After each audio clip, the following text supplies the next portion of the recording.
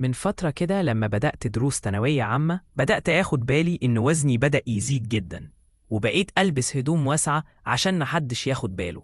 عيب تشوف اسم سيدنا محمد قدامك وما تعملش إعجاب ولا حتى تصلي عليه في التعليقات.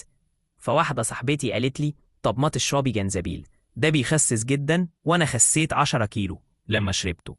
ورجعت يومها البيت وفضلت أدور على جنزبيل لحد ما لقيته، وكل يوم كنت بشربه مرة الصبح ومرة بالليل. وبقيت مرة أعمله بالليمون ومرة تانية بالقرفة، وكل ما أشربه بطني توجعني وأنا أقول عادي بيحرق الدهون.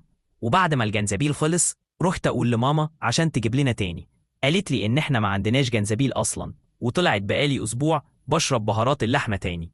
موقف كنت رايحة أشوف البنت اللي أخويا عايز يخطبها، ودي كانت أول مرة أروح أشوفها فيها، وتقريبا كده كانوا متخانقين قبل ما تيجي، لأن من أول ما جيت وهي متضايقة ومتعصبة، فحاولت ألطف الجو وبقول لها بس انتي أمورة وشكلك صغير.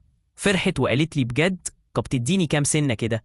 قلت لها يعني 27 سنة مثلا. المشكلة إنها اتعصبت تاني عشان طلع عندها 24 سنة بس.